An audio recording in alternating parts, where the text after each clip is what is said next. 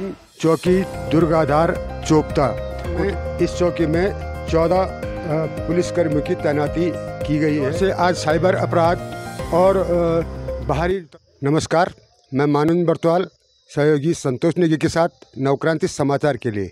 और आज हम ऐसी जगह पहुंचे हैं जहां केवल शिकायत लेकर के जनता पहुंचती है, लेकिन हम उस जगह की ही शिकायत जनता के दरबार में रखने के लिए आए हैं।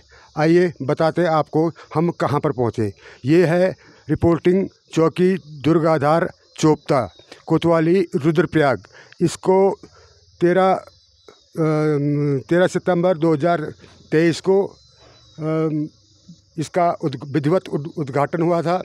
इस चौकी में 7 राजस्व निरीक्षक क्षेत्र सम्मिलित किए गए हैं और जो वर्तमान में यहाँ पर है ये चौकी चल रही। आइए दिखाते हैं आपको कि ये एक किराए के मकान पर चल रही है और इस चौकी के लिए भूमि की उपलब्धता अब जाकर के कहीं भूमि उपलब्ध हो पाई है।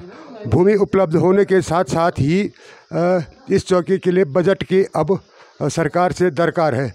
मैं दिखाना चाहूँगा अपने सहयोगी से कि आप दिखाएं कि इस चौकी का रिपोर्टिंग पुलिस चौकी दुर्गाधार कोतवाली रुद्रप्रयाग जनपद रुद्रप्रयाग का उद्घाटन माननीय पुष्कर सिंह धामी मुख्यमंत्री उत्तराखंड के कर कमलों द्वारा तात्कालिक श्रीमती हमारी जो विधायक थी शैला रानी रावत उनके कर कमलों द्वारा हुआ था।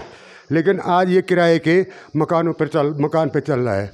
आप देख पा रहे होंगे कि चौकी किराए के मकान पे कैसी चल रही है।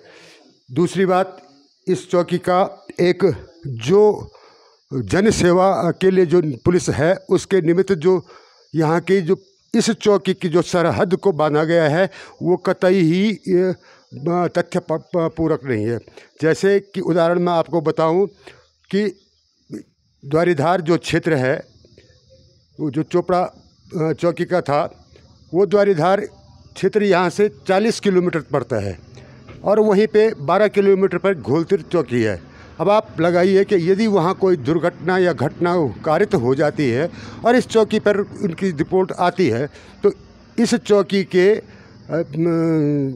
कार्मिकों को 40 किलोमीटर यहाँ से जिला मुख्यालय और वहाँ से उस स्थान पर पहुँचना पड़ेगा, तो समय लगना स्वाभाविक है। इसी प्रकार यहाँ डोबा भौसाल जो सामने इस है और वह भी इस चौकी से बहुत दूर पड़ता है, जबकि अगस्तविनी चौकी उसको कवर कर सकती है। तो अब मेरा कहने का आशय ये है कि पुलिस के पास समाचार या कोई सूचना जब जाती है और उस सूचना के निदान के लिए पुलिस को जाना पड़ता है तो केवल सीमांकन के कारण दूरियां नापनी पड़ती हैं, जिससे जनता को उचित न्याय नहीं मिल पाता है।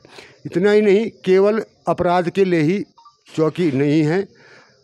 जो दुर्घटनाएं होती हैं, आकस्मिक दुर्घटनाएं होती हैं, उस समय बहुत जल्दी पहुंचना इन लोगों को होता है, लेकिन इस सीमांकन के कारण वो संभव नहीं हो पाता है।